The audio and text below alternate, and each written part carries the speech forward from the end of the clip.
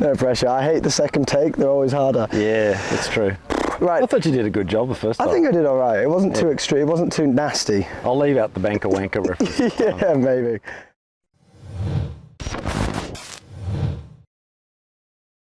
My name's Andrew Dixon. I'm here with Tom from Seven Clean Seas.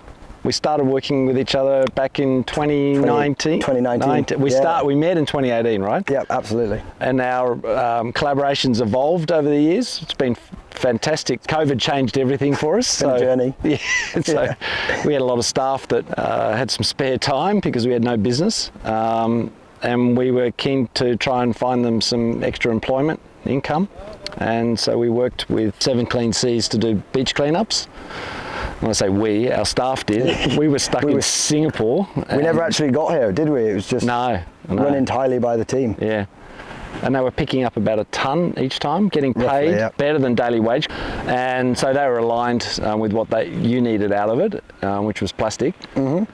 And it's been a great. Our staff collected 350 tonnes of plastic during the COVID period. And then I think what was really nice from our side was that they were able to hand it over, and you took and started hiring local villagers in the community. And I think that was, for us, a lovely way to be able to say, we got involved and helped to set this up. And then you took it on. They built up this strategy where they were breaking up into these two teams. They were going out to different parts of Bintan, which is, this whole area is a marine protected area, and recovering huge amounts of plastic pollution, separating out the PET, which could be recycled from some of the more challenging materials. It turned into like a real operation by the end.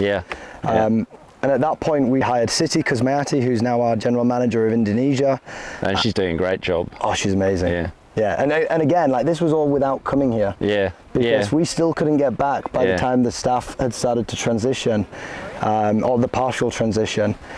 So she worked with Jazlan, and I think Jazlan really helped her get up to speed, and then she's taken that and grown it across Bintan, across Batam. We've now got a project in Thailand and hopefully the Philippines. But I think what was really good was also the data that came out of it, because you've got some real data sets that are going to give you, some historical data. We've got fantastic data, actually, and I thank you for kind of, encouraging us to have that level of resolution from day one, because actually we've not changed that much. There's been slight tweaks, but it's not really changed.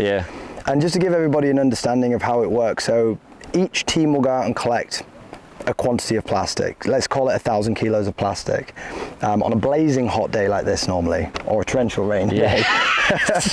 And then they bring it all back. We weigh everything. So then we take 20% weight and we throw it on the floor.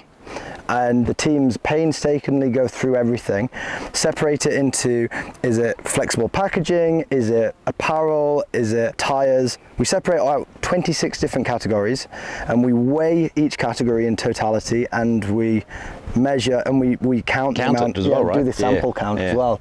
So there's so much that you can start to observe patterns in the data, and you can actually identify some of the problematic bits. If we look at the data, I don't know where you're watching this, but like, the chances are, if you put something in the bin, in the recycling bin, and it is recyclable where you live, it's probably a hard thermoplastic, like a PET bottle, an HDPE bottle, polypropylene food pot, potentially a plastic bag, but not really in most places. That's it. And you know how much we collect of this from the environment? It's about 5%. Yeah, it's nothing, right? 5%. The vast majority of what we're collecting is, we get a lot of flexible packaging, which is multi-layered. We're getting fishing nets. Our biggest element of plastic we're collecting is textile. Oh, really? Apparel and textile waste. Yeah, right. And just clothes, just loads of clothes. And I don't know whether that's just an accumulation over time, and we'll see it deteriorate or diminish as the communities get cleaned up. But I wasn't expecting that one. No. And it's these kind of things, when you look at the data, yes, it's like, okay, let's go investigate. Why is there apparel and textile waste? Is it industry polluting? Is it communities? Is there anything we can do?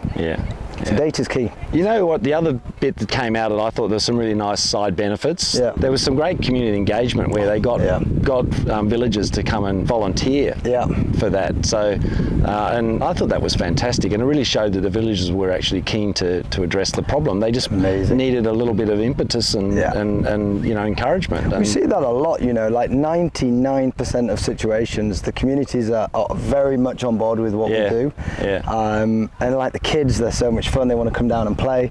Well, I think you're now a bit of a trendy company to work with. They love all your logos and stuff, and they keep. I hear these stories about, oh, the guys in black and yellow, they're back here with the fluorescent stuff. Well, you can't miss us. You know, you'll see us on the beach 10 kilometers away. They know who you are. But no, it's just it was great on many levels. I think the environmental impact that we achieved with the teams from Nikoi and Cempedak was phenomenal.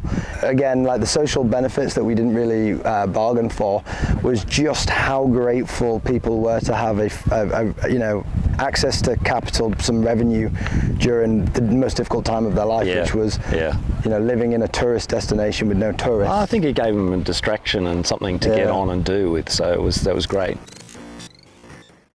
If your company's interested in the work that Tom's doing, then head over to their website. It's 7cleanseas.com.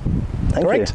And if you're interested in having an amazing private island experience on the doorstep of Singapore, and one that also helps regenerate local ecosystems and communities, then head over to nikoi.com. I think you should take over our marketing for us. I've got a lot of experience.